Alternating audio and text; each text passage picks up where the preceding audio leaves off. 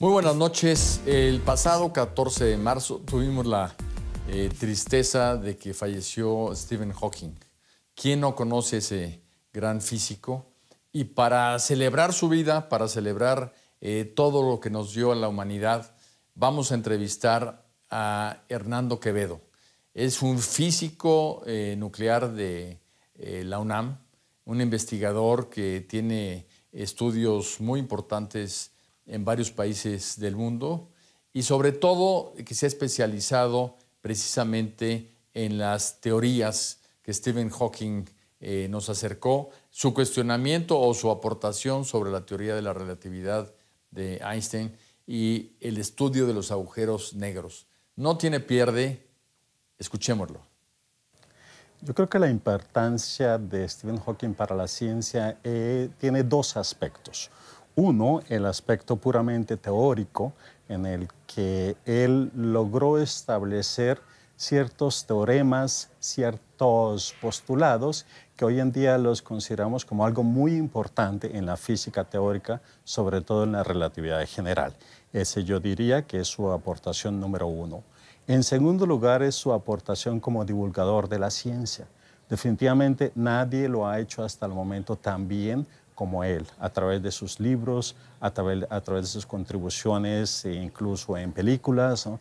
Él fue una persona que, a pesar de su enfermedad, logró establecer algo que quizás nunca se había hecho antes, y es darse cuenta de que el científico es un ser humano. Él logró llevar esto hasta las masas en todo el mundo.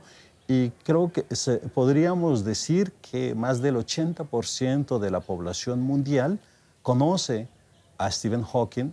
Quizás un 90% conozca a Einstein, pero el segundo definitivamente en este momento es Stephen Hawking. Pues Einstein aportó, él fue el fundador de la teoría de la relatividad, que consta de dos partes, la parte especial y la parte general.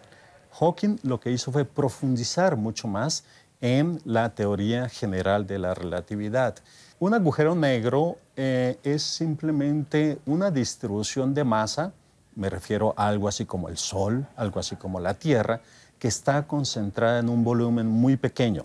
Por ejemplo, tomemos la Tierra. La Tierra tiene un radio de varios miles de kilómetros. Supongamos que de alguna manera logramos que la Tierra se concentre en una esfera de un radio de un centímetro. Es mucho más pequeño que varios miles de kilómetros. En ese momento, la Tierra se convierte en un agujero negro. Entonces, no es tan complicado el asunto. Lo que pasa es que el tamaño de un agujero negro es muy pequeño en comparación con su masa. Y eso obviamente crea efectos que no se conocían antes dentro de la teoría de la gravitación, y eso se llegó a establecer bastante bien, aunque hoy en día hay muchos problemas todavía que no entendemos allí, pero las bases de lo que es un agujero negro, de la física de los agujeros negros, la entendemos hoy en día. O sea, hay ciertas cosas que no se pueden violar en la naturaleza. Una de esas cosas que no se pueden violar es la cantidad de información que existe en un objeto, en una masa, en cualquier cosa que hay en la naturaleza. Se le puede asociar cierto grado de información. Ahora imaginemos lo siguiente. Yo tomo cualquier tipo de información. Una naranja, la voy a tomar. Una naranja tiene información. La voy a arrojar a un agujero negro. Pues, ¿qué pasa? La naranja cayó al agujero negro y se fue al agujero negro con toda su información. Para decirlo en otros términos que quizás todos entendemos a partir de nuestros cursos de la escuela en física, donde se dice, la energía no se crea ni se destruye, solo se transforma. Aquí la energía de la naranja se destruyó. Entonces, algo está mal allí. Si entendemos bien un agujero negro, vamos a entender mejor nuestra Vía Láctea, vamos a entender mejor nuestro sistema planetario, vamos a entender mejor nuestra Tierra y nos vamos a entender mejores a nosotros mismos, ¿no? Todos hemos oído hablar del universo, lo conocemos, lo vemos. El universo, en 1998, estaba hecho de ciertos componentes. Nuestro universo partió del Big Bang. Entonces, eso también lo predijo Hawking, por cierto, ¿no? Partió de una gran explosión comienza a expandirse y cada vez se expande más lentamente. Eso era el universo en 1998. A partir de 1998, gracias a las observaciones, se dedujo que el universo no se expande cada vez más lentamente, sino cada vez más rápidamente. Todo lo contrario de lo que pensábamos y asegurábamos todos los físicos en nuestros cursos de cosmología. ¿Qué tuvimos que hacer? Pues cambiar completamente lo que pensábamos, cambiar la teoría de Einstein. Hoy en día la cambiamos, es la única manera de explicar eso que se ve en el universo. Entonces sí, la física teórica se basa obviamente en las observaciones. Y si una observación nos dice que una teoría no está funcionando mal, y aquí me refiero a la que yo creo es la mejor de las teorías, que es la teoría de Einstein. Si la teoría de Einstein no funciona bien, la tenemos que cambiar. Hay una gran diferencia entre lo que llamamos el mundo cuántico y el mundo clásico, ¿no?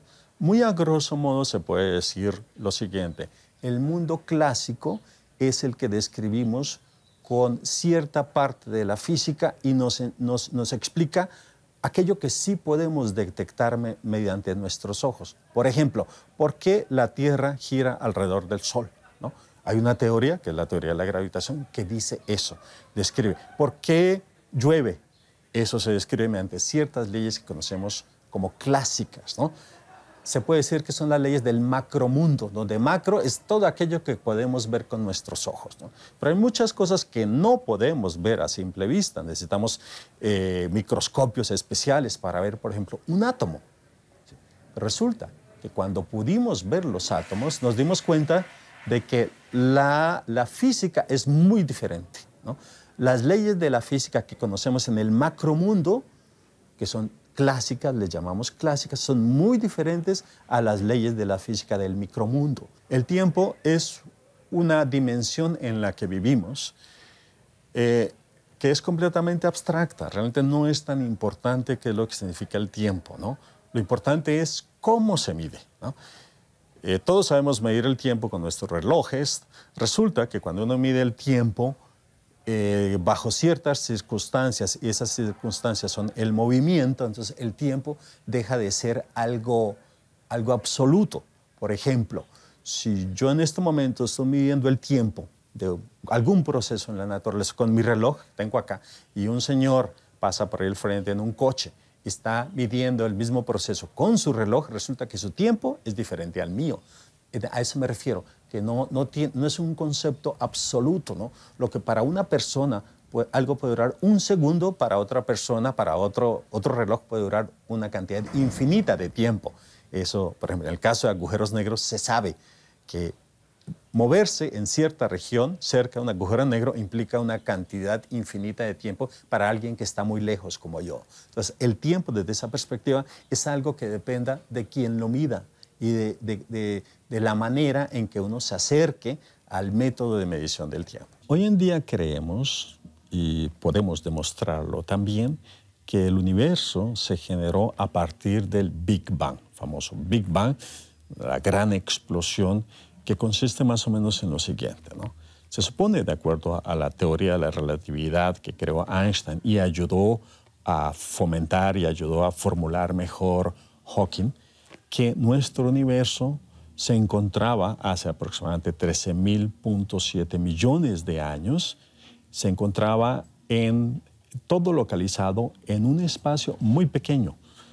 Decimos que es un punto. Entonces imaginémonos todo lo que vemos en nuestro universo, todo localizado en un punto. Significa que la masa era muy grande, concentrada en un volumen muy pequeño, por lo mismo una densidad que decimos que era grandísima, infinita, ¿no? Entonces, de repente, y no sabemos cómo, esa masa concentrada en ese punto explotó. Eso es el Big Bang. A partir de esa explosión, el universo comenzó a evolucionar, comenzó a expandirse. Desde que explotó ese punto, con toda la masa del universo dentro, hasta el día de hoy, han transcurrido 13.7, 13.8 mil millones de años, y es así como entendemos nosotros el origen del universo. Pues veamos cómo Stephen Hawking realmente ha sido un hombre vital para la humanidad, y lo hizo en medio de una discapacidad tremenda por una enfermedad que le paralizó literalmente todo el cuerpo. No obstante tener grandes limitaciones, su mente salió de la Tierra y cruzó todo el universo para traernos muchísima enseñanza. Esto quiere decir que nunca debemos de juzgar absolutamente a nadie por cualquier tipo de discapacidad, porque lo importante es lo que traemos dentro. Definitivamente, Hawking ha sido, lo era hasta hace un par de semanas, el mejor divulgador de la ciencia, yo diría que ha existido, ¿no? Él tuvo un problema, una enfermedad realmente trágica, espeluznante, que lo mantuvo pegado a una silla de ruedas durante la mayor parte de su vida. Eso, por una parte, le sirvió para dedicar todo su esfuerzo, y su esfuerzo me refiero a su cerebro, que era lo único que funcionaba, en algo que a él le diera placer, ¿no? A él le daba placer la física, trabajó en la física hasta cuando pudo. Después se dedicó a tomar esa física y explicársela a todo el mundo. Los libros que él escribió, estoy seguro que se van a publicar dentro de 500 años, ¿no? Y la gente común y corriente los va a leer. Él tuvo esa gran capacidad de tomar cosas difíciles que nosotros por lo común manejamos con idiomas abstractos, matemáticos, y explicarla para el público común y corriente. Sí. Bueno, él, quizás debido también a su enfermedad, llamó mucho la atención inmediatamente. Ningún físico teórico ha llamado tanto la atención como él en el mundo moderno, ¿no? Eso le permitió, y además por ser una persona con el carácter que tenía, que a pesar de sus problemas serios de salud, mantenía un humor que a muchos les causaba incluso envidia, ¿no? Entonces eso se prestó, su personalidad se prestó para que él mismo actuara en películas. The Big Bang Theory es muy famosa, ¿no? Ahí él actuó en varias ocasiones. Se han hecho dibujos animados teniendo en cuenta la figura de Hawking. Hay videojuegos también teniendo en cuenta la figura de Hawking. Yo pienso que eso ante todo se debió a su personalidad. Él se prestó a todo eso. Él, creo yo, estaba convencido que el actuar como tal, prestarse a todo eso, le iba a servir a él y a la ciencia. Una cosa bien importante de Stephen Hawking es que no solo investigó para los científicos y su conversación no fue exclusivamente entre expertos, sino que tuvo la generosidad de escribir para nosotros, las personas que no entendemos tanto de la física y de muchas partes de la ciencia. Es un vulgarizador de la ciencia, y en su libro La breve historia del tiempo podemos ver temas tan impresionantes como que el tiempo no existe como una medida universal. Si no conoce el libro, se lo recomiendo enormemente, pero su aportación entonces ha sido que mucha gente pueda acceder a conceptos y a pensamientos científicos a través de explicaciones simples.